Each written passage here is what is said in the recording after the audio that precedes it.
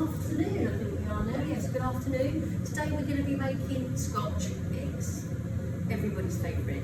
But we're going to do it with runny yolk because everybody likes a runny yolk. So we're going to start off with boiling the eggs first. We need to bring the water to a boil, and we're going to go straight in with the eggs. Please try and remember to take the eggs out of the fridge the night before. If you don't, when the egg hits the hot water, it will crack and you'll be putting other eggs in. So what we're going to do is we're going to put the eggs in the hot water and we're going to put them in for 6.5 minutes. And that is large eggs, okay? So I'm going to put the timer on my oven for 6.5 minutes. And that's what we're going to bring them to the boil there. Look, I've got them cracked in there already, so keep an eye on these out all day. I'm going to put another one in. It might have just hit the bottom.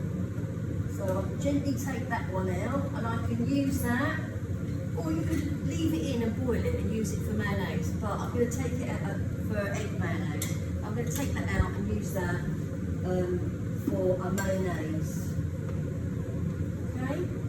So we'll leave them boiling gently for 6.5 minutes. Right. Over on this side, we have the sausage meat, and the sausage meat I use is really good quality sausage meat.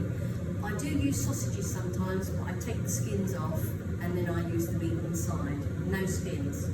160 grams of sausage meat for each large egg. If you're using medium eggs, then maybe 150 of sausage meat. Seasoning, I use fresh sage, fresh thyme and chives, and you can put as much as you like in, because once you've mixed it all up with salt and pepper, I usually put a bit of onion powder in it as well. You break a little bit off and fry it just to try the seasoning, to make sure the seasoning is exactly how you want it. If it's not, you add more. It's best to do it gradually rather than all at once. So I've got some fresh sage from the garden. I'm just going to chop that up.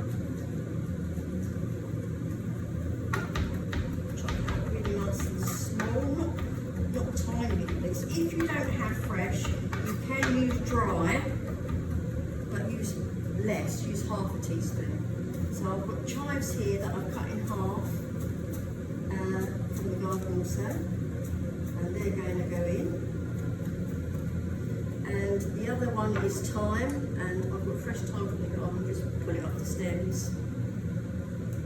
And it's all about a teaspoon of each. If you want more, that's fine. So I'm going to put that in the sausage meat. With some onion powder. Shake, or maybe half to a teaspoon of onion powder. You can put garlic in if you want. Depends on what flavours you like. You can also put paprika or anything you like. A little bit of seasoning, salt and pepper. I've already put some in, so I'm not going to go too crazy. But again, just to taste. So on go the black gloves. I like using gloves because it means you can give the sausage meat a good squeeze and everything gets incorporated. So just squeeze it around.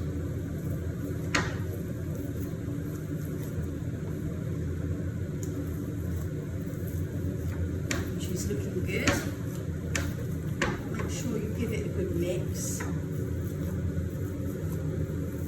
Nothing worse than having a Scotch egg and then all of a sudden it's got no flavour. Okay? So the next step from that is to take a small portion out, just a little tablespoon like that, roll it, flatten it and fry it off for flavouring. But obviously I've already done this and I've put the same amount of spices in that I like, so I don't need to test it at all. Over here I have the bowls that we use for rolling the eggs in. So we have panko breadcrumbs, seasoned flour, that's salt and pepper, you can put other seasoning if you want, and an egg, a whisked egg. So the first thing that you do is you put it in the flour first, then the egg, and then the breadcrumbs, but we'll come back to that in a little while. The other thing I do as well is once I've boiled the eggs, they get plunged into a bath of cold, iced water, and that stops the cooking process immediately. So you wait for them to get really, really cold, and then you peel them. Once they're peeled, they're ready to assemble everything together. So until they're cooked, we'll come back.